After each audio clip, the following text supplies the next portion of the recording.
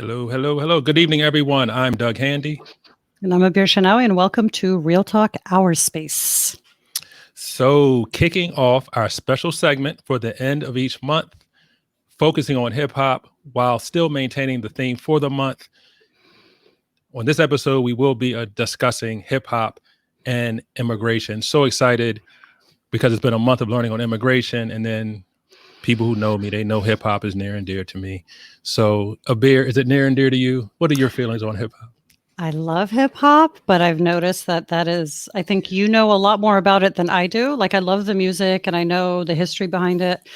And it has been a part of my life, but I think you live, eat, breathe, drink, sleep it, all of it, read it. So, and I appreciate it. I love the fact that this is how this show came about. And I'm excited for you because I've been saying to people, this is your baby. Yes. And we hope to have this every month to talk about hip hop. I was reflecting on how hip hop came into my life, or when did I, discover quote unquote hip hop. So I always look at my life in stages because, when I was born in Virginia, lived there until about 83. Then we lived in Palestine, the West Bank for 3 years. And when we were there, the music was either very pop American or very British because of the British system. But then when we moved to Chicago, I recall getting into hip hop when I became more active, more socially active. And with the people I hung out with were listening, KRS-One or Tribe Called Quest. And I'm like, oh, what is this, music that they're listening to? And then you could relate to it because they're talking about struggles that you can understand as well. Right. So for me also, I prefer old school. And I feel old when I sit there and I say, I love listening to the rap and hip hop before because I can understand it. And you can hear the message and it feels like they're really down for the cause. But again, I sound like an old person when I do that, but get off my lawn. Right. Which yes. I mean, and Abir, I loved how you told your migration story as it related to hip hop, because that's what we're going to have our guests do today. In addition to, we're going to have some actual learning. Well, we always do on Real Space because we have a teacher of hip hop history and culture. So exciting. I'm just excited. And then I got my hip hop shirt on, my Carl Kanai with the graffiti art. I've got my Chicago bug. So we're all repping something, right? Carl Kanai, what's up? Black designer, grew out of the whole hip hop movement. So why don't we get into it? We want to level set a little bit, make sure everyone understands what we mean by hip hop. And why don't we kick off with this video just to let people kind of see what we're talking about. All right, here we go. One night, I'm waiting for the record to play out. I said, I wonder if I put that to myself. I said, if they're waiting for this particular break and I have a couple more records that's got the same breakup in it, I wonder how would it be if I put them all together. And I told them, I said, I'm going to try something new tonight. I'm going to call it a merry-go-round. Herc's merry-go-round meant that instead of playing whole records, he would play just the instrumental breaks, mixing between them to create a continuous dance rhythm. I started out with James Brown, clap your hand, stomp your feet. That part right there, when the break, boom, I had to come in with bongo rock.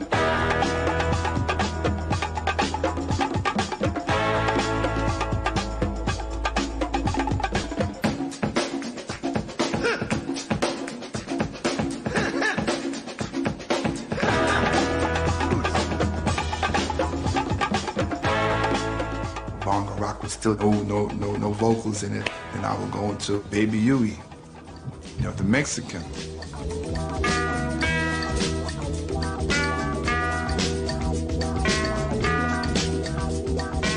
And it was like, whoa, I think we got some hit, because people was like, oh, whoa, everybody was like, yeah, I'm feeling this, oh, yeah,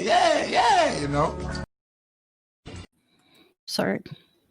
Yes. All right. So good people. Where's my folks in the chat? Who was that? Y'all be quick on the chat. We got to move the show forward. So good people. Of course, that was Clive Campbell, better known as DJ Kool Herc, the father of hip hop. He just explained to you how he created hip hop. And there's tons of resources I can share on how to school yourself more on this beautiful, beautiful art, which, as a bear said, I do consider my baby. It was funny because it was born like the year after I was born. So that makes sense, right? That I'll let y'all do the research. Y'all can figure out. No coincidence in life, as you always say. Yeah, I will always say it. All right. So with no further ado, why don't we get started with our guests? We do have 3 guests this evening. First, we'll introduce our first guest. He is Kenneth M. Smith, NCBT, which stands for National Board Certified Teacher. Kenneth was also Montgomery County's Washington Post Teacher of the Year for 2018. He serves on the leadership team for the BOND project. BOND stands for Building Our Network of Diversity, which is an initiative focused on increasing the hiring, development, and retention of male educators of color.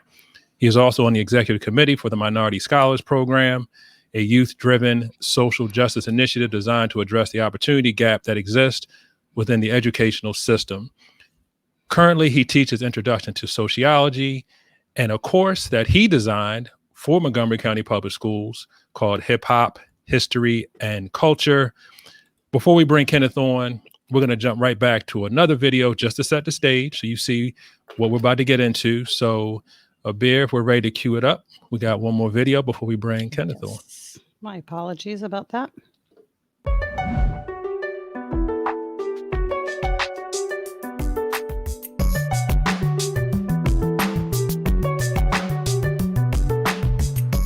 Beginning in the fall of 2019, a new hip-hop history and culture course will be offered at Montgomery Blair High School. This class, the first of its kind in Montgomery County, is the brainchild of social studies teacher Kenneth Smith. The course, it's about the development of hip-hop culture, both the history and also the cultural component of it. It's going to come from a sociological perspective for the most part. So this is not a music class about rap, and a lot of people get that confused. Rap is a part of the culture. If I say hip hop, what's the first thing that comes to mind? And be honest, rap. Nas, dancing, culture. I want them to look at the people that started and created hip hop, but I want them to see themselves in the class. That, hey, they did this, what am I capable of doing? I also want them to be able to develop certain social emotional skills as we begin to deconstruct and talk about issues that a lot of people don't talk about outside the classroom. And I want to do that through the lens of hip hop culture. I want them to learn how to write to understand like a historian. I want them to be able to deconstruct issues and images and sounds in the media. So media literacy is going to be a part of this as well. So there are a lot of different skills that they are going to have to learn.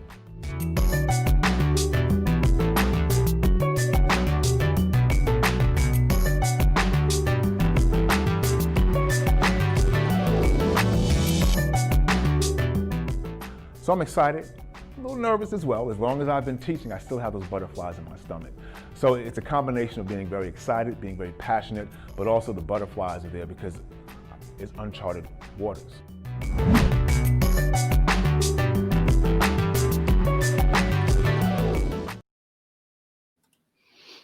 I love how that is all integrated in the social emotional learning and the holistic approach to teaching. And it's social studies, my favorite subject. Understood. I want to sign up for the course. That's my thing. So I love all of it. Like, how can I get? Remember, like in college, you could order the course. Like, get me in that course. But now we got some virtual going on. I'm gonna see if Kenneth can, Mr. Smith, sign me up. He'll make it happen. Yep, I hope so. We ready to bring him on? I think bring him out. Bring him out. Hello, Kenneth Smith. Hello. Hey, what's up, everybody? What's going on, team? How are you? Oh, fantastic. How you doing? I'm doing well. Thank you for being on the show. Thank you for being here. Thanks for having me. Absolutely. So we're going to start from the end, since we're talking about immigration and music and me coming from, always keeping it personal, local, and immediate. I know how hip hop impacted like my immigrant roots or even my family. But question is, what influence did immigrants have on the origins of hip hop, such as DJ Kool Herc, who's Jamaican, Grandmaster Flash, Barbados, and Africa Bambaataa, Jamaica and Barbados. And when I say Grandmaster Flash, man, do I feel old. I'm like, man, I know that. So what influences did immigrants have on the origins of hip hop? So I'm going to get right into that question, but Abir, let me say this first. I'm going to give you a virtual hug right now. Oh, right? There you go. There you go. Reason being, and Doug asked you the question, what was your migration journey to hip hop, right? And the way we start my class off, I always want to know why students, it's an elective, why did you sign up for this course, number one, but number two, what is your entry point into hip hop culture, right? And when we've had a host of visitors come into the classroom, and whenever somebody comes into the classroom, we stop, we turn towards them, and we ask, what's your entry point into hip hop, right? And there's a scene from the movie Brown Sugar. I don't know if you've ever seen it. And it starts off, Sanaa Lathan, she's a journalist, and she starts off with the question. She said when she interviews people, the question she asks is, when did you fall in love with hip hop? And that's an important connection, to the culture, because I'm very passionate. Doug, I know you're passionate about this subject. And when I designed the course, the title was very important. It comes out of social studies, and I was very intentional about the title, Hip Hop History and Culture, because what I thought was, when I see this name on a schedule, when students are signing up for it, I want them to know what they're getting into. And I modeled it after the museum downtown, the African American History and Culture, right? Because we're looking at the historical development, but also the cultural. So it's very sociological in its framework. And so when I heard about the topic of tonight's discussion, I never really thought about hip hop within the framework or through the lens of immigration. Let me tell you when it really hit me. Now, we start off, with the historical part. What's your entry point into the culture first? So it's very contemporary. And then we start with those three gentlemen that you just mentioned. Kool Herc, Bam, Africa Bambaataa, we call him Bam, and Grandmaster Flash. And so Kool Herc, known as the godfather, right, of hip hop, and he did inspire, Africa Bambaataa and Flash, to an extent. I know their histories. I know that there's that Jamaican influence, that heavy Jamaican influence that Kool Herc brought with him. And the more you learn about what was happening in Jamaica at the time, the revolutionary aspects of not the musical part yet, but just the political upheaval that was happening. But then there's the music, the sound culture. And you see what Herc was doing when he started this. He didn't go out and say, I'm going to start hip hop culture. It just sort of happened and it progressed. But there were so many cultural elements from Jamaica that he brought with him. Everything from those Herculoids. There's a famous scene with Kool Herc that they always show when he's in this white, either a Cadillac or a Seville, something with this convertible, and he's got those huge speakers, sticking out the back. And I love that scene because you can take that one shot and you can look at what was happening in Jamaica when he was growing up. And this was like the norm there. This was the norm, that sound system.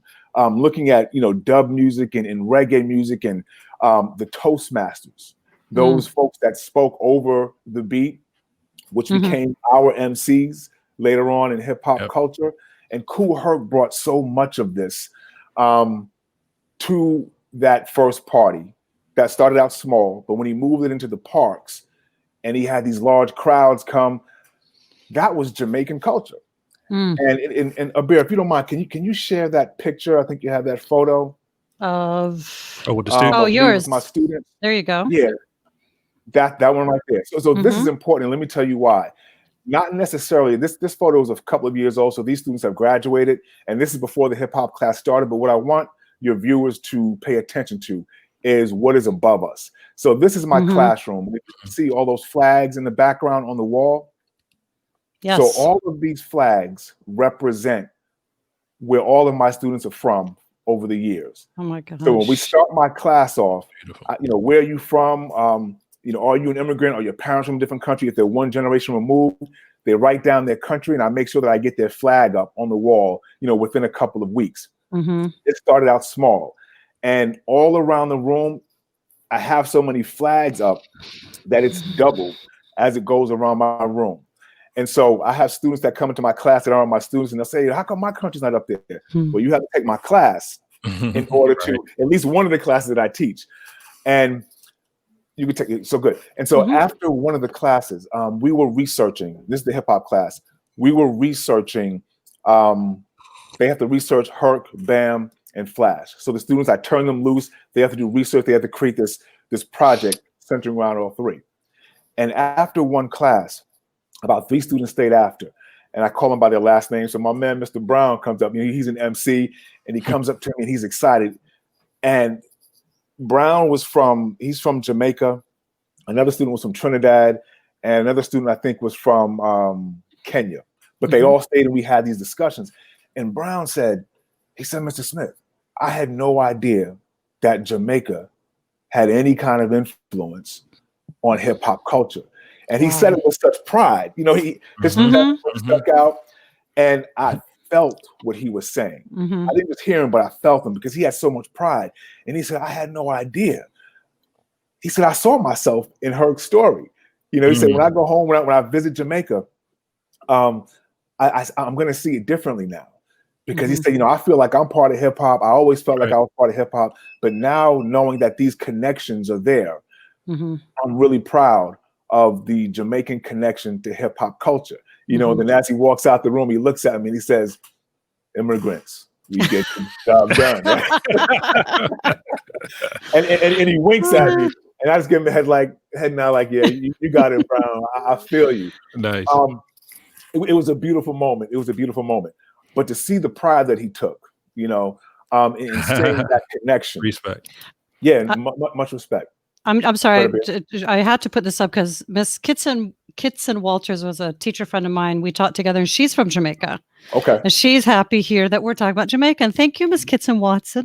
I'm sorry for watching today. And yes, we're repping your people. There you go. Jamaica in the house. Jamaica's in the house. Yeah. And also I did see the flag. And as a Palestinian, because our show last week was about erasure, and we saw the flag, and I can't tell you how much that means to people who feel like they've always been erased. So thank you, Sahar.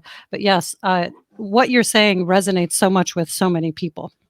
Right. And we had Kenneth on about the hip hop focus, but Kenneth, like you said, if you look at some of our other episodes, like you said, your celebration of culture, the inclusivity that's part of your classroom, just beautiful. Just props for that too. Yeah, it's just, what hip hop culture did for me. That was the first time I saw myself, in dominant culture in a positive way. And Bear, you mentioned KRS-One. He's one of the main reasons why I'm an educator today. He calls himself the teacher. Absolutely. Right, for a reason. So the love that I have for history is not what I learned in school. Right. But it's the way KRS-One challenged me to think differently about history and about my place in history. That was the first time I remember seeing a young Black male as, courageous, as confident, and dropping knowledge, like he knew what he was talking about. There's a reason why they call him the teacher. And many educators, I don't know your age, Abir, I'm not going to ask, but I'm 45. I'm not ashamed to say that's what's up. That's what's up. But I can tell by the way you talk, we're of the same generation. So I'm about to turn 51. So I'm the old head in the classroom. And so I want my students to see what mature hip hop looks like. Because I always say, when I enter a room, hip hop enters with me. Right? It's always a part of what I do. And the immigrant story is so powerful, not just historically, and some of the roots that were sown with those founders of the culture, but also contemporary hip hop is extremely important when you look at issues, of immigration. And I'm sure we'll talk about this later because there are a few artists that I want to drop that I think are important to listen to, that are immigrants that had that experience. And I also want to share some of the writings, the bios that my students put forth who are immigrants or one generation removed, and they tell their story through a hip hop lens. And when they realize the global connection that hip hop has, it is so empowering. And, I can see him in class like, this is about me. But that's exactly the way it's supposed to be. And when I designed the course, the impetus my inspiration was to make sure that my students saw themselves. Mm-hmm. You know, you always hear about this idea of deficit thinking, and hip hop has always been faced with deficit thinking. Mm-hmm. Hip hop has always faced social and cultural headwinds. Mm-hmm. So I wasn't surprised that when I introduced it to Montgomery, well, I was surprised in how easily it was approved, because we had people in the right places that understood what I was trying to do. There was some pushback. Some folks, you know, they felt like you're bringing down the good name of Montgomery County by offering this course. What is the academic value? And I had a couple of teachers, a couple of educators say that to me. But for the most part, the support has been overwhelming. I constructed a team of educators that were passionate about this, that helped me design it, and we continue to work as a team to continue building this. I got off topic. I get passionate. Y'all got I love it. We love it. We love it. Yeah. You mentioned KRS-One, but he was talking about police brutality before people were talking about police brutality, like Sound of the Police. Like, not only that, if you listen to lyrics, he's talking about theft of land and how you know, make people a second-class citizens. Like, he is the original teacher. So that's, you know, that's why I'm an old head with music, but it's hard not to listen to that and come away with something and feel like it has influenced you or impacted you. And if you don't, then there's something wrong with you. That's my take on it. And KRS-One, his father and stepfather were Jamaican, right? Mm-hmm. And if one of the earliest diss songs, "The Bridge Is Over," when he was having this beef, you know, with the Juice Crew, when he's talking about Queensbridge, and that song was so dope at the time, even cats in Queensbridge were like, "Yo!" But in that song, you hear that Jamaican patois when he's his cadence, and you hear the influence in many of his songs, that Jamaican influence, that reggae influence, in his cadence and in some of his songs.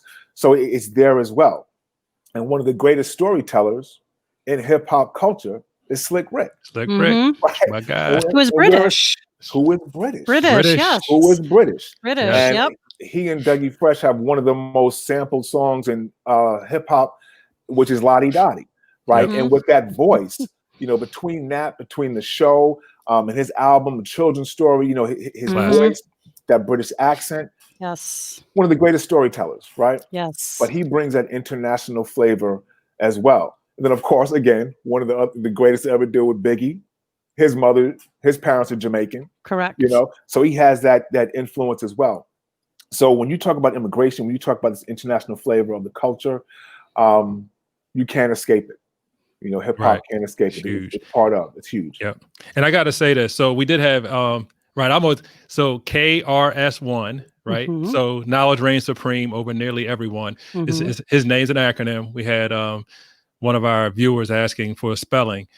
Just got to give props to Kenneth again, because I mean, the thing, when you start connecting with people around hip hop, you share so much. And just like Kenneth said, the thirst for knowledge of self and wanting to learn, period, came from KRS-One and Public Enemy. Like, that's pretty much why I even like gave a damn about learning. Like it was that serious. And getting to know myself, and then we can get into, like, you know, 5% Nation influence. It's so much, right? So just stay with us, folks. We just warming up. All right, so we don't want Kenneth to have all the fun. So we got 2 more guests that we want to bring on. Kenneth, don't go anywhere. I'm right here, baby. Okay, appreciate you, brother. So Abir, we got a couple more guests we want to bring. So, we do. Are we good with that spelling? I know. Do you want to put that up, or Judy Barrera? I'll put it up. Not Judy. We had a question about I'm the sorry, spelling. KRS-One. I'm sorry. Can you? Okay, so it's knowledge reigns supreme over everyone. Over nearly everyone. That's over nearly everyone. Yeah. Yeah, and I think we're gonna blow it up with the resources. Yes. I can imagine when you go to our page for our learn more.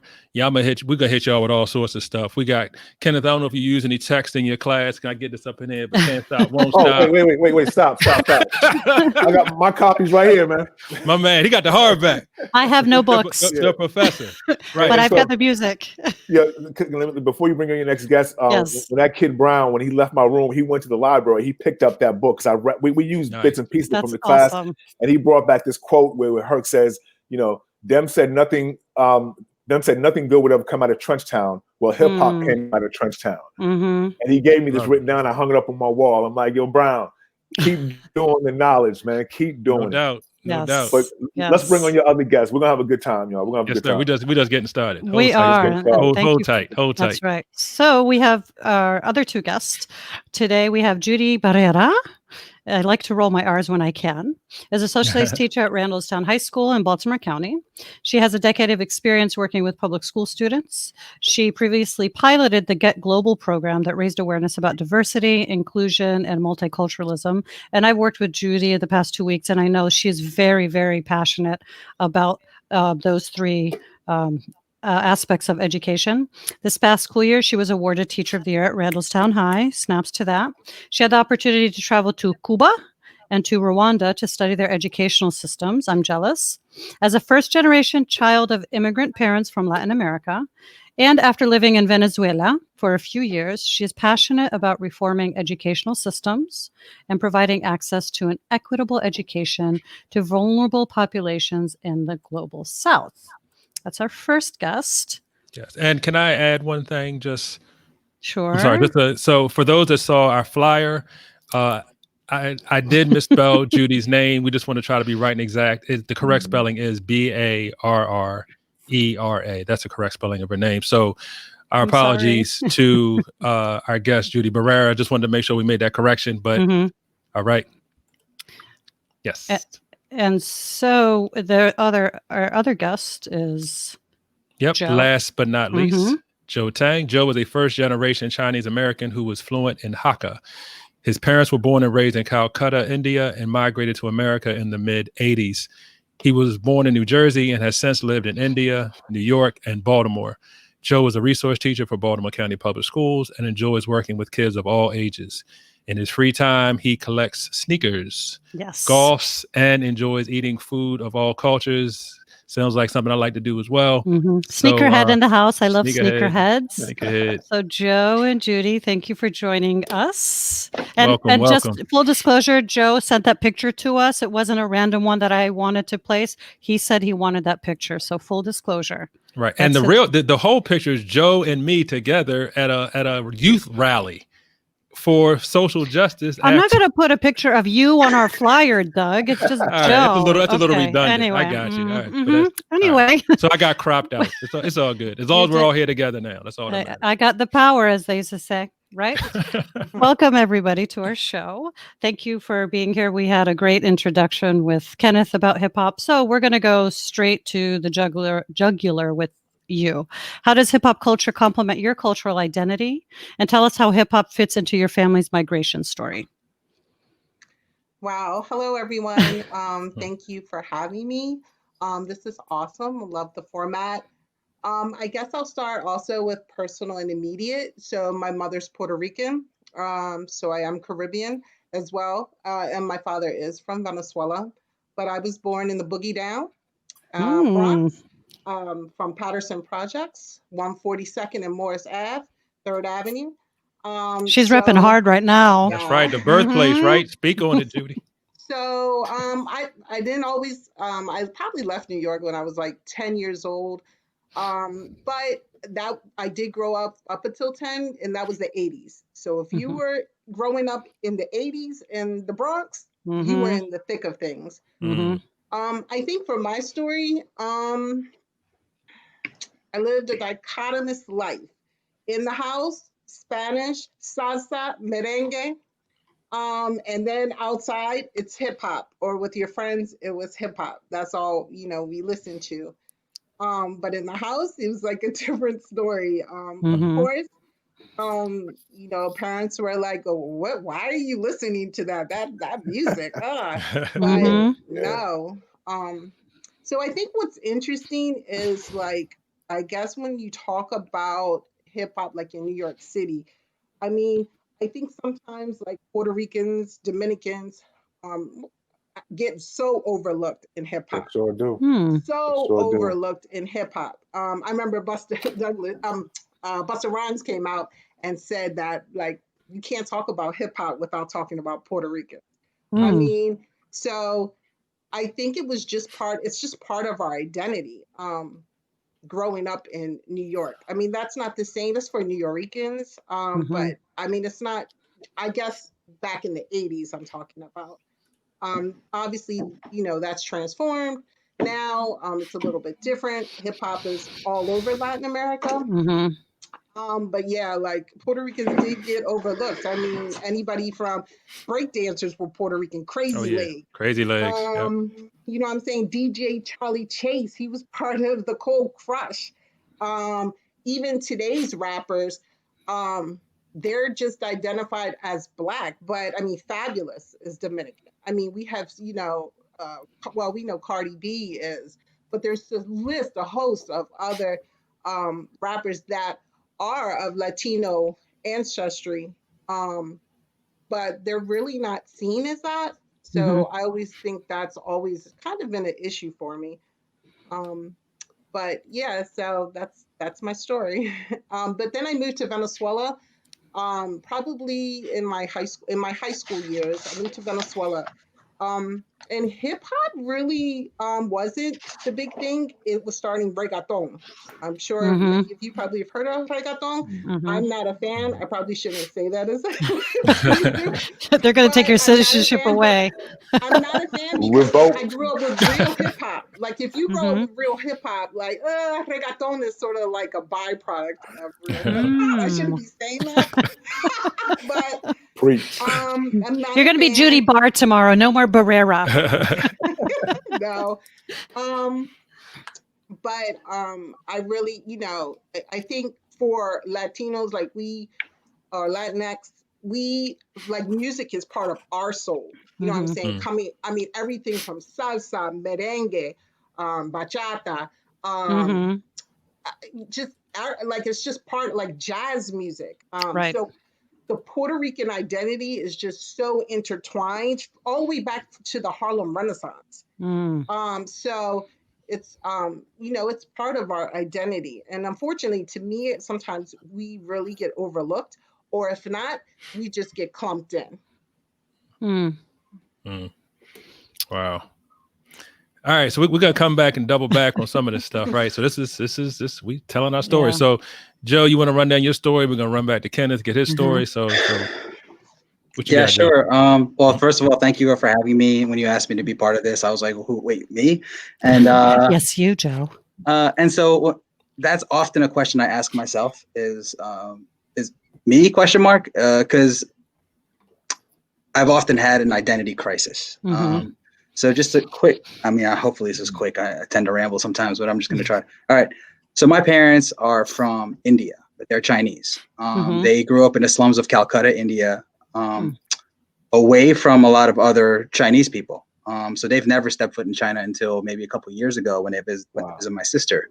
But they grew up in India as outsiders there. So I say this because I'm giving you this context because the tradition that a lot of people carry, they didn't have that. So they created this fusion, this hybrid Chinese Indian. And then when they moved to America, this like, it's not a dual conscious, it's like a triple consciousness almost for them. And so then raising us, I'm the oldest. I was born, so my parents came over possibly legally, illegally, we're not quite sure about that. But they're citizens now. And so that's all that matters, right? Whoever's watching, they're citizens. So I was born in 86 and they couldn't. Yeah. So again, like you guys talking old school stuff. I don't know all that stuff. And you're probably going to laugh just like I laugh at what my students listen to nowadays. I'm sure you're going to laugh at like my influence. No, this is a safe space. No, a safe space, Joe. Keep going. So they didn't have the means to support me. So they sent me to live with my grandmother in India. So I lived there for 3 years and then I came back. And by the time we came back, they bought a small condo in New York City in Queens, Flushing, right by John Bowne High School, Queens College. So I was raised there. So where was I? Okay. So music. So then growing up, I listened to Michael Jackson nonstop. Everything was Michael Jackson. And when we talk about dancing, I was like all about the dancing. I was trying to b-boy myself. I know we're going to talk about like b-boys and that's what I was all into. music videos were so important to me back then. Mhm. His videos were like mini movies. Right. And so like it was so incredible to watch the things that would, you know, like the different animatronics and the videography. And so that sometimes that would spill over into other videos. So then I remember watching like for the first time like a Wu-Tang video, and I was like completely terrified by Wu-Tang. I mean, you go from Wu-Tang to Michael Jackson to Wu-Tang. I mean, that's a big difference. Well, they like purposely steps outside the box to do like the Killer Bees and stuff like, and to scare the out of you. And so, but I was so interested because there was also that element of the Chinese culture, you know, the Kung Fu, the Shaolin, and so that drew me in. And from then, I think Enter 36 Chambers came out in 93, but I picked that up, you know, a couple years down the road from that. And that's with most music, is I had to double back and kind of pick it up after the fact. But growing up, it was an identity thing. Like I didn't have a past, I didn't have tradition, so I didn't have anyone to model that after. So I often say hip hop raised me, like 90s hip hop raised me, and I kind of evolved with it. So at first, my first CD I ever picked up was Puff Daddy and the Family, No Way Out. Now Puffy wasn't a rapper per se. Okay, he would get on tracks, but he was more of a showman. And he doesn't write rhymes; he writes checks. He writes checks. That's right. He was upfront about that. Yeah. But like, so everything was a jump off point for me. So I bought that CD. It was the first CD I bought with a parental. Before that, it was cassettes, right? I had this little mini boombox, my mom's old mini boombox. I would hit Hot 97, and I would record. I would make my own mixtapes. So it would always leave off the first couple seconds of a song, but I'd be sure to hit record. And I had my own mixtapes that I walk around with my mom's old cassette player Walkman, and I would just listen to these mixtapes that I made myself. And so like Hot 97 was a big part of my growing up also.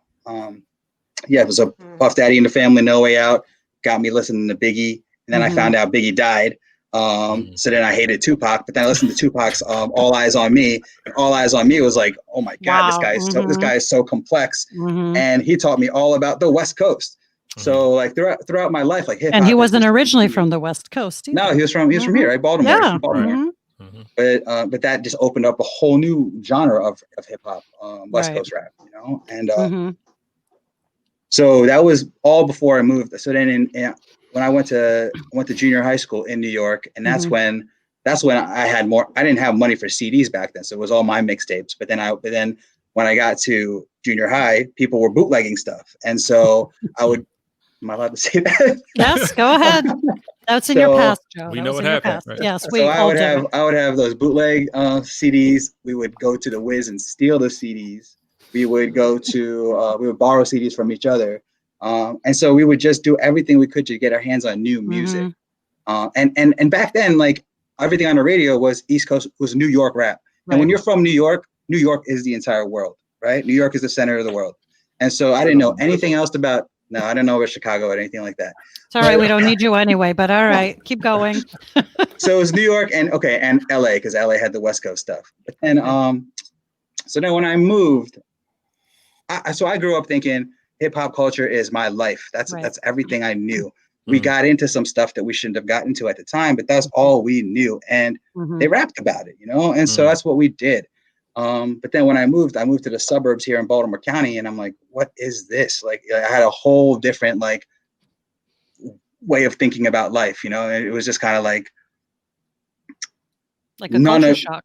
Yeah, and nobody listened to hip hop around me. So I was like, what is happening here? And that was around the time that Eminem was coming out. So Eminem is this white rapper. So then now I'm starting to see some sort of racial thing happening here, because in New York, all my friends are brown, black, yellow, we're all a melting pot in Queens. And it was never, ever like a racial tension kind of thing. For me personally, that was my lived experience, so then the 2000s hit, and I started listening to Jay-Z was really big, Nas was really big. We know Nas is somebody's favorite. Yeah, he's my favorite. Wait, do you have that note? Did I send you that? No, it's actually Doug. Joe and I got something. Okay. Doug will go Queens. hard for Nas. That's another show for another time. Yeah. Illmatic's my favorite album. But DMX was a big part of it, and I want to bring him up because the whole Rough Rider thing. I gravitated towards groups, so Wu-Tang, Rough Rider, like all these groups, because I felt like I had a sense of belonging. Like I felt like I was part of that group. I kid you not, I had this giant Rough Rider chain that it was something I bought in Jamaica for like $20, and I just rocked it like I was like the coolest guy in the world. Yeah, pictures to prove it. I don't. I wish I still had the chain. We need receipts, right? I know, right? You could ask my mom, and she'd be like, "You were ridiculous. What are you doing?" Like, which is good question, because I want to keep on that vibe. But have you experienced any negative responses to your affinity to hip hop culture? I know, Judy, you alluded a little bit to it, but I know for me, local personal media, like same thing with my parents, like, why are you listening to that music? Or who are these people that you're listening to? And it also has that underlying racism that comes with it. And I'm not going to lie. I know my people can be as racist as anybody else. But it's that connection that they don't, me being first generation as well, like you said, Joe, they get you. They understand what you're going through. So what were your experiences to that? And Abir, I guess before, yes. I wanted to bring Kenneth in too on that. Well, I guess on his story, and then maybe circle back to Judy or Joe to talk about any negativity you would experience. But yes, Kenneth, if you can talk, you talked a little bit about your story around, hip hop's influence on you, but if you can speak on that a little bit too, before we get into that next question. So in terms of my introduction to the culture, or yeah, I guess your introduction to the culture. We say everybody has a migration story. So I don't know if you moved around at some point, but some of that, how the culture, how you grew with it, that type of thing. Yeah. So for me, I can remember my first introduction, and I grew up in a suburb of New York City in Rockland County in the 80s when I came of age. And I can remember being in elementary school, I guess about 5th or 6th grade. And we had this thing called Teen Center, where they would open up a high school gym, and they would have in the gym they would play basketball. In the cafeteria they would have DJ set up, right? And I can remember being in that cafeteria, 2 turntables, the light over the turntables. And I remember seeing the young men bringing in the crates for the DJ. Didn't know what this was, but when the music started playing, this was my introduction to a cipher. The crowd broke into a circle, but it wasn't rappers, it was breakdancing. And one of my boys who I was with, he was in the 3rd grade, and he just dove on the floor and started doing his thing. Then he would get up and he was up rocking. And I'm like, I came here with you. I didn't know you could, what are you doing? But it was so crazy. The crowd was crazy, and then folks just got in the circle, they did their thing. So it was actually breakdancing, right? And I sort of grew with it from there.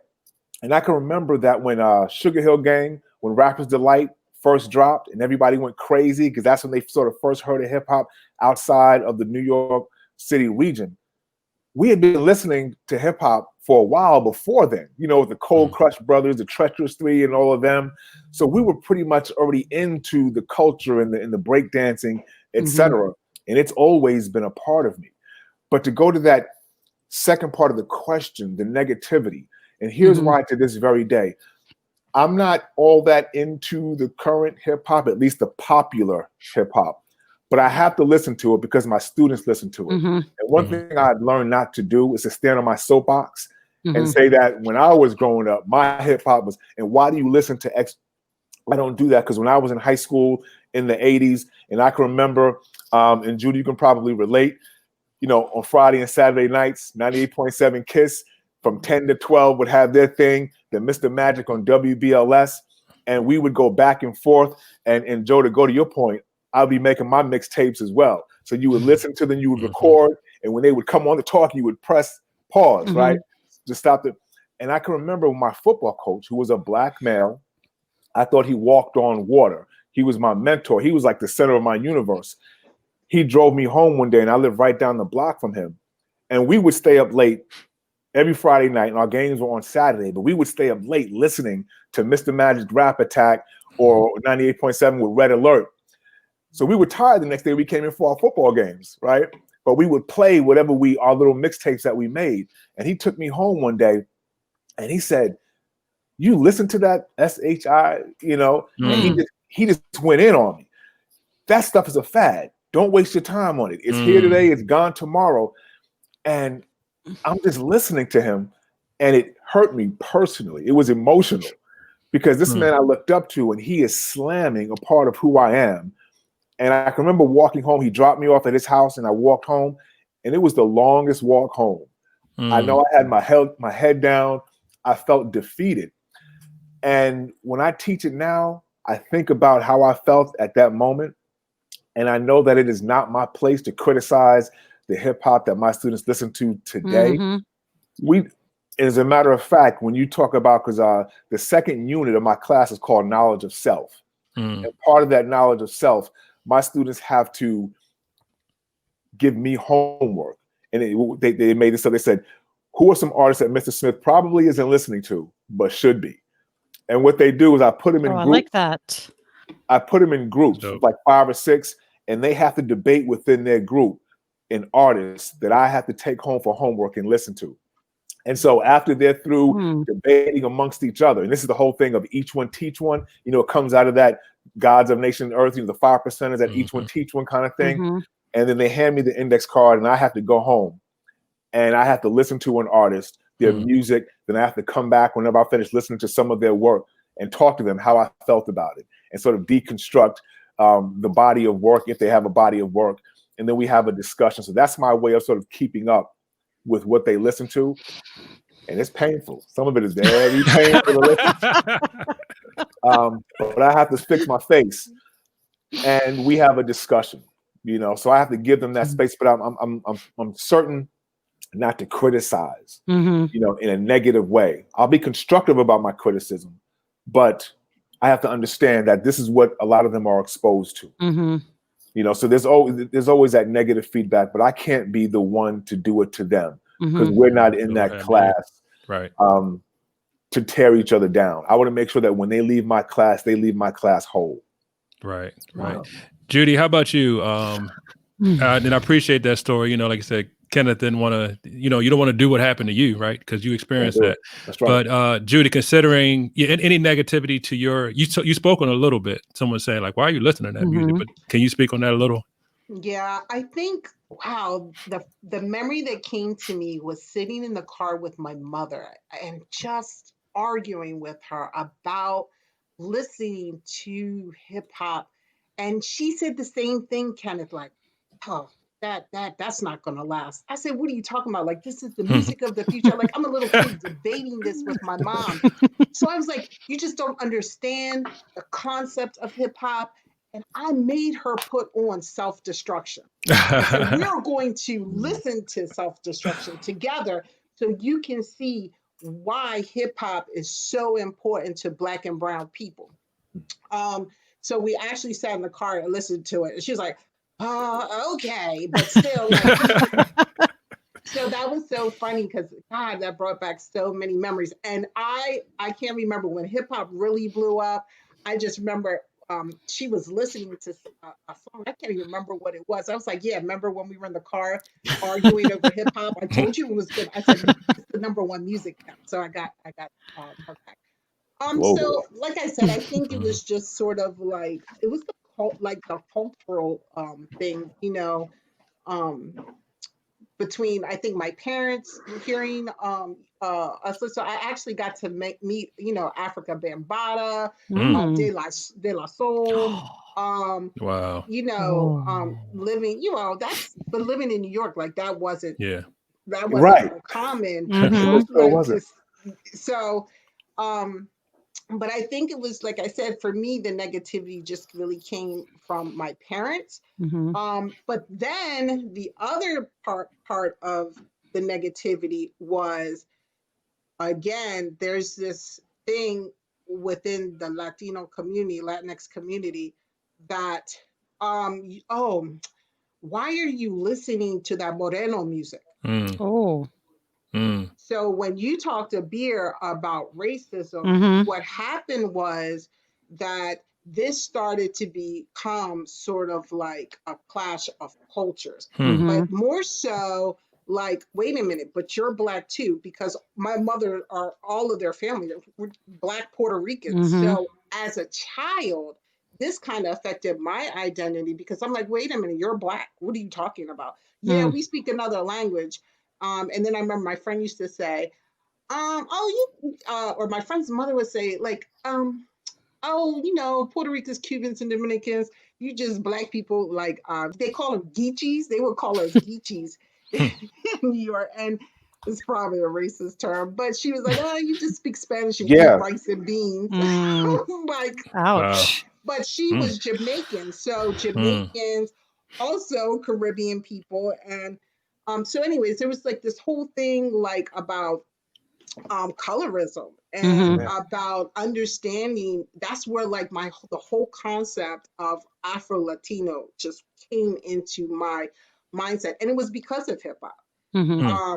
And then from there, I just think, like I said, I always just felt like Puerto Ricans, not in so much in New York, but even though it did happen, but outside of New York, like when I came to Maryland, oh, that was just like Puerto Ricans and hip hop.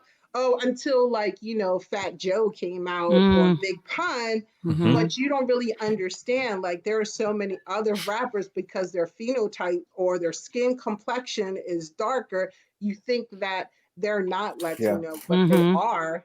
Or so I think to me, that's like, I think that's just the negative. But yeah, all of that encompassed, all of that just really formed my identity.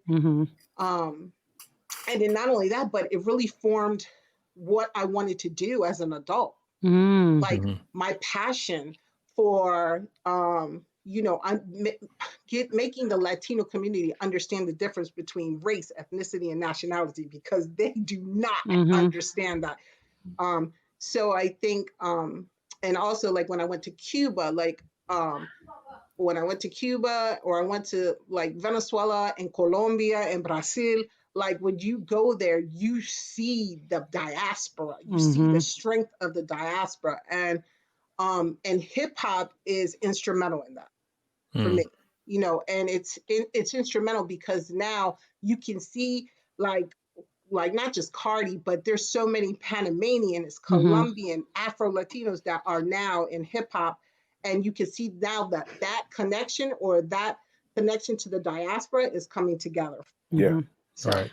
And go ahead, Abir, I'm sorry. Well, I just wanted to, in response to what Kenneth was saying about younger generation, they're listening, and we're looking at some of the comments, and I'm proud to say this is my child, my offspring, who is saying that women in rap and hip hop are killing it right now. Thank you, Takwa, for watching the show. But also, I think we're also, whenever we talk about hip hop, for me, I always feel like women in hip hop are overshadowed. We don't bring them in the discussion. We're not talking about them, but we can't talk about hip hop without, you know, Queen Latifah, MC Lyte, you know, Spinderella being one of those few female DJs, Missy Elliott. So I think to what my daughter's saying about women right now, I think they couldn't have done it without the pavement already placed for them for women in hip hop as well. And Abir, we're gonna address that next month, I believe, right? Yes. Women in hip hop. Okay, right. Yes. So Doug, I'm glad you stepped in, Doug, because I love this. That's one of our units. We do women in hip hop. There you go. Oh, excellent. Yeah. So we might have had some comments from Mr. Smith come back. So I do want to hear from Joe on that negativity. Just want to say this, and for those who might not. One thing we all share in common is this affinity, appreciation, love, if you will, for hip hop culture. Notice those folks talking about hip hop as a culture and then talking about rap music as a piece of that culture. So I just, because I'm hoping that folks, like they've done on other episodes, do the knowledge, as Kenneth says, start to learn more about this culture. You see how it's affecting folks, you know, who identify in different ways. So I'm this is me right now. I could be here for the rest of the night. But Joe, speak on. Tell us your view. Have you received any negativity? You talked about when you went to Baltimore County suburbs, people weren't even listening to rap music, what have you. But talk to us about any negative response. Yeah, so my parents worked a lot. My dad was home like once a week because he worked at a restaurant like out of state. My mom worked a lot, and she didn't understand anything I was listening to anyway. So she was just like, it's just noise to her. So I was like, all right, cool. I'm just going to listen to it then. And so I never got pushback from my mom about that kind of stuff. They were never around really. So again, like hip hop raised me. So when we did move, I remember my first day in the cafeteria it was a high school. It was a 9th grade high school. I started high school here in the county. And I went and sat down with a table full of black and brown kids. And I was like, what's up, guys? You know, like, how's it going? And they stopped what they were doing completely and just looked at me like, what are you doing here? Like, are you lost? And so there was a conversation about the Asian American table being over there somewhere. And so the affinity that I guess I was negatively affected by was of people of color, you know, at that point, because I never realized a place to be as segregated as I was feeling here in Baltimore County, only 3 hours away from New York, where and I'm sure the experience is different anywhere you go in New York, but where I came from, it was truly a melting pot where we all that never ever came up as a thing that we're looking at each other at. And so for me, that was a brand new experience, and I didn't know like what to do from there. Luckily for me, I played football, so that helped me kind of gain friends. And as people got to know me, they understood that, you know, I listened to hip hop and I was attuned to some of the lingo and some of the way we talk about things. And so that kind of helped me as far as relationships go. But that was definitely another identity crisis that I had as far as having to adapt and realize my space before I show up in it. Realize my space. Wow, that was realize my space for that. Wow. You shared an article with us, Joe, about the area you grew up in. I think it said in the article there were over 800 languages. Am I mistaken that they said? I don't remember the number, but in such a small area, it was so diverse and multicultural that you speak of. So I'm sure it was like a culture shock coming here, and it's black, brown, black, white. White or black. Yes. White or black. You know, and you know, I had this false you know, I've since learned from me saying this, but I used to say, you know, black people here are different than black people up there, or just people in, like the truth is people are different anywhere you go, you know? And so for me, that was a hurtful experience for me, because my whole life I've been around people of color and was accepted. And now, because I felt like that was part of who I was. Right. And then all of a sudden I had to re-identify myself, and, you know, every step of the way is kind of like having to reintroduce myself. And as an Asian American, there's not a lot, especially as a teacher right now, there's not a lot of us in Baltimore County. So every space I show up to, I do have to allow me to reintroduce myself. You know, my name is Joe. Oh, we saw what you did there. I see what you did there. Yes. You like that? We do. But it also goes back, I'm sorry, but Judy was talking about the difference between race, ethnicity, nationality, culture. And, you know, to me, this is what, you know, we're talking about right now. Abir, were you going to say something? I was going to. No, I was just going to say, going on to the next question, since we're all educators here, but. Yep. Ready? Yeah, I wanted to get Kenneth in on that to start. So Kenneth, we've started this, you know, tonight's show talking about the course that you created, that you taught for this past year. Speak a little bit more on how hip hop has transformed education and culture from your point of view. I would say it's transforming education and culture. In terms of the larger culture outside of school is one thing, but I know when I was designing this course, you know, I wanted to keep in mind that I wanted this course, a course just for hip hop, to study it as a serious academic course of study, right? So at the college and university level, there are hundreds and hundreds of courses about hip hop being taught. K through 12, it was very difficult to find educators. Now, I'm not talking about educators who may use a lesson of hip hop to scaffold to something else, right? I mean, a course dedicated just to hip hop. It was very difficult to find teachers who teach that. And so with that said, for those that do teach hip hop in some way, shape, or form in K through 12, we connect, we get it. We understand what we're trying to do with the culture. Those outside the culture, they don't get it, that's okay. But in terms of transforming education and culture, you really have to begin to change the narrative if you are going to introduce hip hop into a public educational school setting. And I think this is the antithesis of deficit thinking, right? There's an article that I love, I always point people to, by Tara Yoso. I don't know if any of you have ever heard of her, Professor Yoso, and she, it's called Whose Culture Has Capital? And what she talks about It comes from a critical race theory perspective. That's the foundation of it. And she talks about how many of these marginalized students that come from, these collective cultures, what they bring into the school, their cultures are looked at from a deficit perspective. But she lists 6 different categories. So they're at this aspirational, linguistic, familial, social, navigational, and resistant aspects of culture that are valuable. But what we have to do, and this is what my hip hop class does, we look at those different elements of culture and they're front and center. My students see themselves as a reflection of this style of teaching. And hip hop has to begin to change the narrative and change that deficit thinking on what these students bring into the classroom.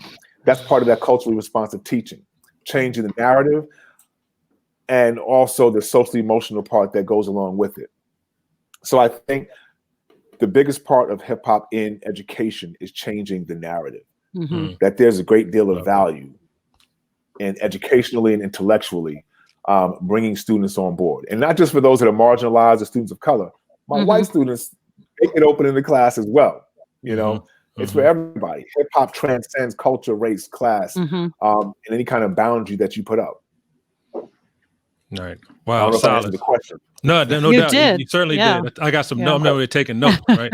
trying to get my learn on. We can talk later, man. We got a lot of talking to do, man. Absolutely. I mean, we already in overtime, and am I invited to that conversation, or is that come just on? You come on. Come on through. We'll see y'all again. And bring your daughter as well. I will. Right, because she's ready. She's ready. She is ready. Yes, Tucko, if you're listening, you're in on this conversation. It sounds like we all have to just sign up for enroll in his class. Yeah. We were talking about that. We need a virtual class. Give us some seats in the back. We all need to build together. Yeah. Right. Yeah. No, Judy, you've had some experience, I guess, with hip hop. Well, same question for you, but my understanding, you have some experience with hip hop in the classroom, working with students, or what's your thoughts on how it's transforming? I like how Kenneth put it. Yeah, not as much as Kenneth. I think I come through the cultural relevancy lens. And just to piggyback off what Kenneth was talking about, I believe in using the cultural capital of our students. Love that. Their lived experiences are what drives my instruction. I meet students where they are at, what they are coming into my classroom with. As far as specifically hip hop, I guess number one, hip hop is an expression. It teaches my students activism. It teaches my students, I attempt to make sure that they understand through the use of hip hop, they can become social justice activists.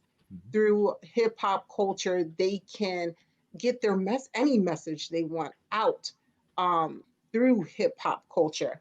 I also just feel like hip hop is just like it's aging, it's maturing. So we as teachers also have to mature and evolve with hip hop and the style of hip hop. But just not that, but it's also language. Like, what's the language of the hip hop culture? If you don't know the language of hip hop culture, sometimes you won't be able to relate to students, or you won't be able to motivate students as a teacher. So language is very important. I think the positivity that hip hop can bring to the self, also to the community at large, is just very transformational. My favorite poster and my favorite rapper is Tupac. So I have him and a lot of his quotes in my room. But yeah, I think that's just basically how I use it. I mean, Tupac's book of poetry, rose out of concrete. Like, come on, there's no way that you can't think of the genius behind his own struggles as well. And coming from a family like my brothers, like Tupac is God to them. Yeah. So like by law also, we have to listen to him. So before we get Joe to talk about hip hop. If you like what you see, please like us on Subscribe, YouTube, give us a thumbs up, send us ideas, whatever you like. But I'd also like to go to some of the comments before we get to Joe. So we have Sahar Mustafa, who is one of our favorites. Hip hop as language for young generation Palestinians under occupation. Exactly.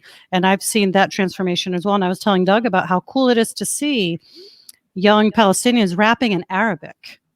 Because, Arabic is a beautiful poetic language, but also to do it in rap and use hip hop as that connection, I think speaks volumes, and also is that whole generational thing. And it's cross-cultural. Like you have kids in a totally another country who are listening to these artists and saying, man, we can connect with them. My daughter is happy that she wants to be a part of that conversation. Yes, Kenneth, you were saying something. Have you ever heard of the artist Belly? Belly he's a Palestinian. He's from Palestine, immigrated to Canada. Belly, like stomach, like stomach, belly. Look up Belly. Okay. As a matter of fact, his latest album is called Immigrant. Okay. And Belly is, he's very outspoken about Jewish-Palestinian relations. He does a lot of work, through his music.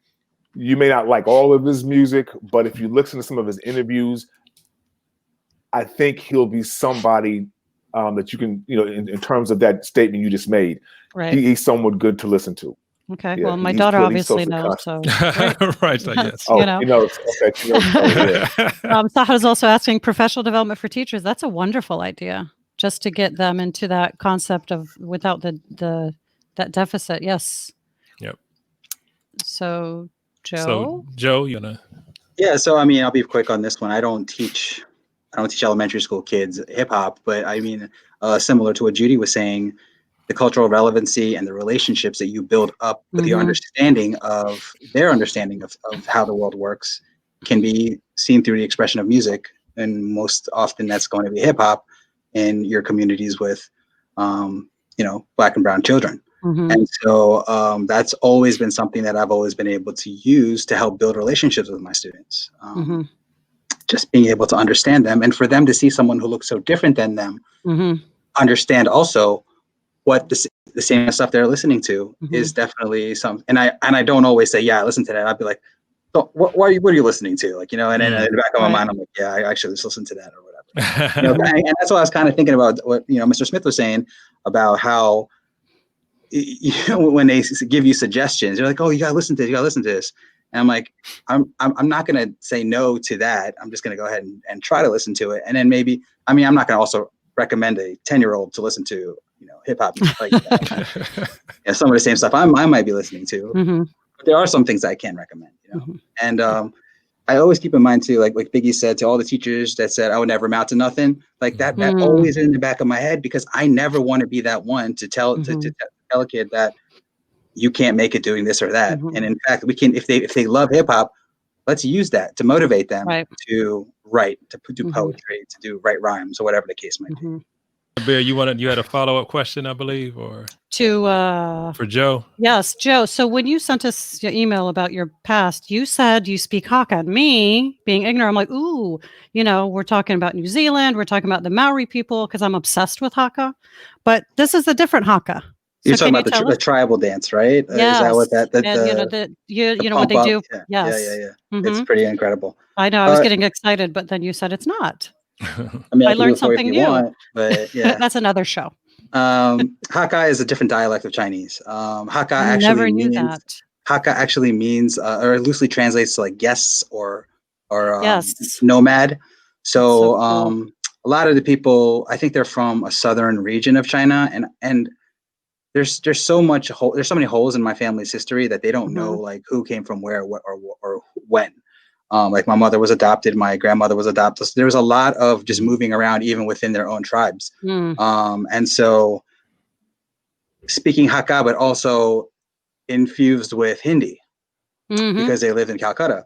So then even around other Chinese people, I feel like an outsider because they don't see me the same way. We don't speak the same language. Like oftentimes we hear about Chinese people speaking Cantonese or Mandarin. I can count on one hand the number of Hakka people I've met outside of my family or my relatives. So I mean, in a lot of ways, this gives me a lot of privilege of not having to deal with some of the things that my Black and brown friends deal with. But at the same time, it's a completely, and I often talk about how I look at myself as like almost like a third party minority. I don't even know what that means, but it's kind of like we're kind of off to the side, and I can't even consider myself a model minority because of how I'm seen by people who look like me as an outsider myself. And that's another way that hip hop has really helped me, because like when I came here, and I was all out, like, there's always somebody out there who can rap or talk to similar experiences, not exactly the same, but then like for example, like when Kanye first came up, being from Chicago, he came up and he talked about. I don't know if we want to claim him as much anymore, but go ahead. He said when he first came out, yeah. The Graduation album was fire. What they call pre-Kim Kanye, as we call it. I mean, when he was doing the beats and stuff like that, it was all full of soul, and it really spoke through his expression of that, and it's just a whole different genre out there for whatever experience you're going through. There's someone out there who's also rapping to that. Beautiful, wow. beautiful. I love it. And y'all know, like I said, I could do this for the rest of the nights, but I guess we asked that they could join us for an hour, so I want to be respectful of their time. Audience, I do want to hit the chat before we get out of here, but it is that special time. I know Joe has been with us a few times. Kenneth and Judy may have as well. So it's time for 4x4 challenge.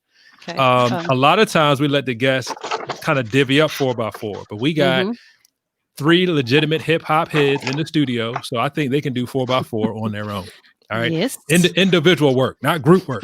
So 4x4 challenge, pretty simple. 4 pillars of hip hop, and we ask that you just name one person, a favorite, if you will, from each of the 4 pillars of hip hop. So I'm gonna say ladies first. So Judy, if you want to get us started, if you can name, you got a graffiti artist, a breaker, a DJ, and an MC. So, or you could pass it. I'm gonna let Judy decide. So Judy, I see Kenneth is going back. He's marinating on it. So do you want to start, or do you want to pass to one of the other guests? So I guess I'll pick a DJ. So you have to do one of each. We were gonna have you do one of each, but I'm gonna let y'all decide, or y'all can kind of team up and divvy it up. and Joe told us last week, he said more B-boys. So Joe, you better come with some B-boys, B-girls, some breakers. Because people come up short. No, okay. I don't want to go first. I'm sorry. All right, who wants to go first? I'll go. All right, Kenneth, ready. So let's see. We'll start with a graph. Let me see. For graffiti, Lady Pink. Ooh, I'll do Lady Pink. Nice. I'm cheating because we study her in class. My students have to study Lady Pink. So Lady Pink, talking about immigration. She's from Ecuador as well, but she's fire. B-boy. I'm gonna go with Ken Swift. Go Ken Swift. Love Ken Swift. The rock steady. He's like the epitome of B-boy. DJ, Kid Capri. I'm gonna go with Kid Capri. He has a special place in my heart. Kid Capri. Yeah, without a doubt. And I got a special story with Kid Capri. If you want to hear it, we can, but not. But Kid Capri definitely. And who's the other? MC. Yep. Rhapsody. Here we go. Here's a picture. Ooh, fire. Rhapsody. Love Rhapsody. Yeah. You just recommended that to me. I did. So shout out to Joe. I did recommend Rhapsody. Kenneth, that's my guy. See, Kenneth, you gonna find yourself. I'm gonna be following you all over the place, man. Come on, man. We gotta talk. No doubt. And then Joe gave me my first set of hip hop stamps. Shout out to Joe. Oh, here they go. So this is what we're talking about. Here you go. Yes, Joe made sure I had my first set. So shout out to Joe. Shout out to U.S. Postal Service for and like Chuck D said, most of my heroes don't appear in those stamps. First thing I thought about. Yes. right. Yes. Right. We've come away since then. Right. No doubt. All right. And I got to give it to Kenneth, boy. I sitting back and marinate. I love it. Yeah. Mr. Smith, my man, we can go all day.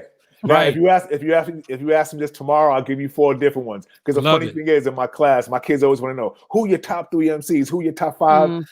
I give them top 3, top 5, different ones every time. Love it. You know? Love it. We might have to do this. We might have to do this on Twitter. I tell you, I like that. Don't let the party end. Okay, so Yeah.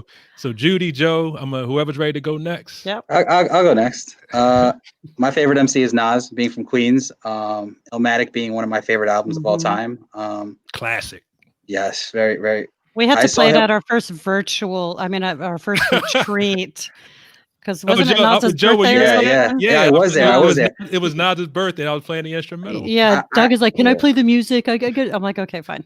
Go ahead." I saw him perform Illmatic at the Kennedy Center with a full orchestra. Ooh. Oh, you were there? Incredible. All right. Nice. Yeah, that's what's up. Yeah, I seen it on PBS. Right, nice. Yeah. For B-boys, I picked the Jabberwockies. In my era, they have B-boy crews, right? And their whole identity is like you don't know who's who because they're all in unison with one another. I would pick myself, but I can't break dance anymore. So anymore? All right. So no, we got a part 2 coming up. Graffiti artists. I picked New York City subway graffiti artists. I don't know any of them by name. I've done some research. I've read some stuff about them, but there are a lot of them from like the 70s and the 80s, and I don't know the names, but I just want to pay homage to them because of just. That's true art that you see, like, you know, that's New York expressed. Right. And then for DJ, I put DJ Clue because he was one of the first to do those mixtapes, and he would get these people together, you know, in the mid 90s, just like out of nowhere to collaborate with one another, and started this whole big phenomenon of just like collaborative hip hop with people who were like usually beefing with one another. Yeah, something, Kenny? Oh no, go ahead. Finish. That's what I was gonna say. I want to learn more from you, so I want to hear what you have to say. No, I was gonna say the idea of mixtape has changed over time. You know, I'm talking, you know, those original mixtapes with Kid Capri, Ron G, when you had to try to hustle and find them on the street, a cassette tape. You know, it means something different today, but that's even interesting. Just the way the idea of what a mixtape is has changed over time. But anyway, that's all I was going to say when you said mixtape and the way you described it. Because now it's just like multiple tracks from somebody who's not dropping an album. It's like a B-side kind of thing. Exactly.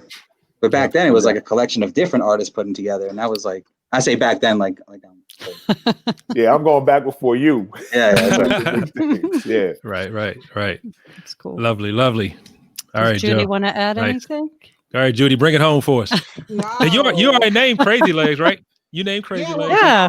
I was going to say Crazy Legs. Okay. Oh man, DJ. I don't know. 98.7 Kiss FM. Yeah, basically. Red alert. And I already said a lyricist. Man, I got to go with AZ. Wow. I like that. Yeah, graffiti. No, I don't. I'm not too big into that. So sorry about that. But AZ, I love AZ. I think he's one of the most underrated rappers. Of course, I love Nas, but Tupac's my favorite. But AZ, yeah, I really like AZ. Only person to guest star on Illmatic, right? Yes. And burn it down. Ooh. All right. So. Because the beer knows I might never stop talking. No, I love it. I want to go on. I want to hear more. Okay, we have 5 more minutes. Okay, so if I may, okay. So a couple things I want to just some takeaways. Number one, I want to thank our guests for shining light on their own story, their own culture, and hip hop culture. One takeaway, like I said, anyone please understand this is a culture, and you hear Judy saying I'm not really in the graph. Then you hear Joe say these are artists from New York City. So you get these different perspectives. Want to go back to Kenneth. My introduction to hip hop culture in Catholic school, I was probably in like 3rd grade, walking home from school. And these dudes were like, "You ready, man? We're going to do it. We're going to do it. We're going to be breaking." I had no idea what they were talking about. They went into someone's yard, grabbed a piece of cardboard, and in the alley, Baltimore City, put the cardboard down and started blowing my mind. I was like, what in the world is happening right now? Now, I'd already heard a little bit of rap, but I didn't know anything about this part of the culture. And, Joe was like more B-boy, so I started, and we're going to give some resources. I know Kenneth has some resources. Yes. The video called The Freshest Kids. Very nice story on B-boying, on B-girling, on breaking.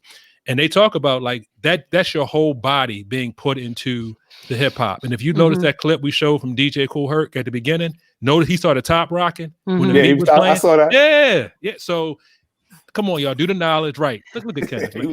Like get your life off of this hip hop. I mean, this is what's up. All right, so I'm done. Abir, I'm gonna stop. Can we say there's some things happening in the chat though? Abir, I don't know if you. I mean, we have an invitation to Jamaica, y'all. We do. Let's see. We do. Can we go to Jamaica? Can we have access to the chat? Can we see the chat or just you? I'm putting them up right now. So Miss Kitson Okay. Walter, can you see it? Yes. Kenneth, so she's understanding. I mean, that's to you, Joe. Called myself a Nowarian for a long time, born Jamaican, raised in England. Love her. Hip hop is home. Mr. Keith Lewis, thank you. He said he was going to have his scotch and chill with us today. That's my guy. That's my guy. Kenneth, you talked about Belly, but Belly and Nipsey and Double Up. So that's that much out again. Yeah. So we have Kuja, who's also my daughter's friend from, she said, very big impact on people in Mauritania. She said, I've seen a surge in young Mauritanians rapping in both Wolof and Arabic, which is awesome. Like just doing it that way. And Miss Kirsten Walters said, tell me when y'all want to come visit to see the hip hop. Let me find it. Yeah, we could come get a hip hop excursion. I guess about the sound systems, right? Sure, we'll take her up on that one actually, because she is also working in schools there, and I'm sure she would love for us to join her. Isn't that right, Harleen? So we should. There she goes. Like, would love something to share with my 6th grade students and teachers here in Jamaica. Here we go. I found it. Sorry. Tell me when y'all come to visit the seat of hip hop. So I'm down whenever anybody wants to go to Jamaica. We're not talking about Jamaica, New York. We're talking about the country. Yes. Jamaican food. Our friend Robin, I think tonight may be a win for the 4x4. So there you go. You 4x4 back. That's right. That's right. And Miss Outlaw, who is a native New Yorker as well, is just giving us a little bit of love. So, and one last one. Hello, Curleen. How are you?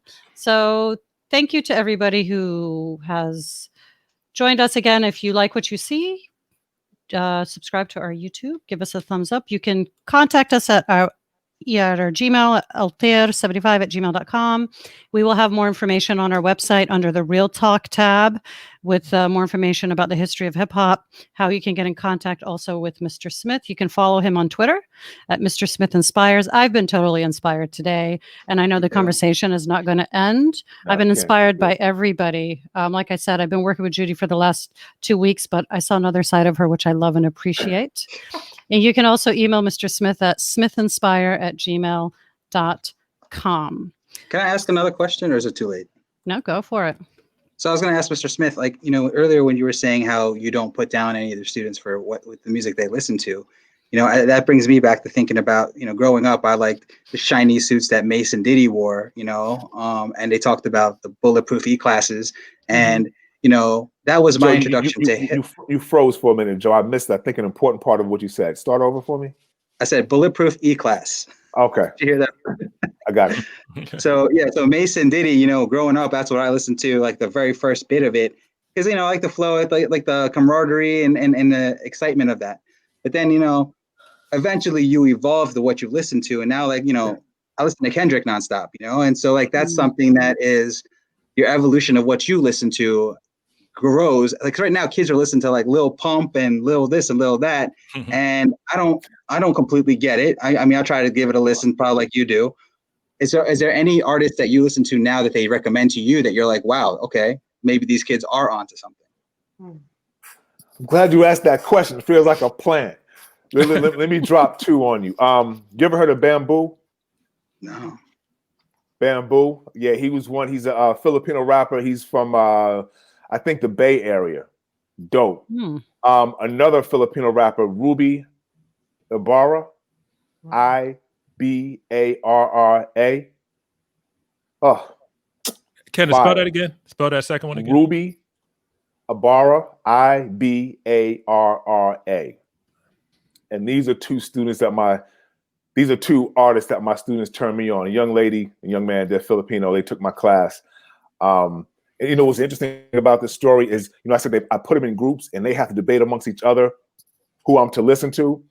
I'm always ear hustling as I'm walking around, and just the arguments they were giving as to why Mr. Smith needs to listen to these artists. I loved it too. Oh, that was the beauty in them defending these artists and why I need to listen to them was just great. And I was hoping that these artists would bubble to the top. And when they handed me the index card, that's who they were. Look them up, Joe. Yeah, you should totally post. If you have a Twitter, you should post like what they type, what they write up. I need to get better with that. I'd love and to he'll see what send they us would more say. information that we'll put on our website because we would like to, spread the wealth and the knowledge for other people as well. Because I would love it. Continue. Check out Chica as well. Chica. Check out Chica as well. CHICA. Chica. I'm gonna stop right there. I'm stopping. Yeah. No, don't stop. That's the whole point. I'll post it somewhere. Yeah, there you go. Chica. Check out Chica as well. Love it. Continue on the Twitter. More and more of this. All right, but we got to let folks go. We do. We appreciate your time. Thank you for being here. Thank you for being here together. The energy that y'all transferred to each other, transferred to me. Just can't thank you enough. Appreciate you, each and every one of you. Thank you. Looking forward to the next time we connect. Absolutely. And we want to give a shout out as usual. Our music, our intro and outro is produced by our friend Corey Carter. You can follow him or reach out to him at Mr. Carter Teach on I know Corey. Twitter. I was about to say, yes, you do know Corey. That's how Kenneth and I met. Yeah, that's our music. He's the one who. Man, tell Corey I said, what's up? What up, Corey? Give him a shout out now. Hopefully he's watching. Okay, what's up, Corey? There you go. Up. All right. Yes. Again, we got some good people on here. We do. We're very blessed to have everybody. So we would like to wish everybody, a good night. Thank you again for being on the show. And this is not goodbye. This is until next time. Until next time. Yes. Keep doing what y'all doing, Abir. Doug. Thank you. Thank you so nice much, meeting Kenneth. you. Judy, Joe. Thank you. All right. Judy, I'll see you tomorrow. Joe will be in touch. Yes. Take care, everybody. Take care. Be well. Bye. All right. Oops, remove. All righty. So that was fantabulous. I know. Congratulations on a very, the birth of the baby, as I called it. Thank you. The birth of your baby.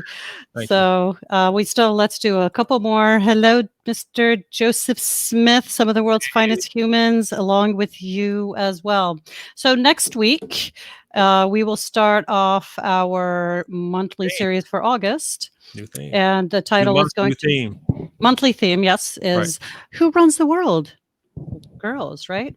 We will be joined by Dr. Lisa Williams, who will be discussing the plight of Black girls in schools, but also what we can do to help them as well. So you don't want to miss that. Nope. Be here for that. Wow. So I need to come down from where I am. Love it. Love it. And like I said, there's so many folks who've just helped to energize me in this show. Again, I want to thank Abir for the platform. It was 2 months ago where Abir allowed me to come on and share my story. And I was, I guess, the guest, and then she invited me to co-host with her. So I always want to give props to my co-host. And she's really the fine person that makes all this happen. A lot of, if you like the production, if you like what it's happening, that's her. If you think things are kind of wacky, that's me. No, we're not going to take that route. It's a collaboration. Like we say, we're partners in crime for good trouble. That's right. We don't have that graphic, do we? Oh, the SpongeBob and Patrick. SpongeBob and Patrick. But who's which one? I'll be Patrick. I don't care. No, we never did. So, but thank you. I'm humbled, Doug. But I'm happy that this was your doing, and every at the end of every month. I'm looking forward to this. I think this is great. To it as well. Yep. Many more. So thank you for all the audience members. Please continue to be here with us. Please subscribe, and spread the word. Please do that. If you enjoy what you see, subscribe, spread the word. And you all take care. Be safe as well. Yep. Good night. All right. Good night, all.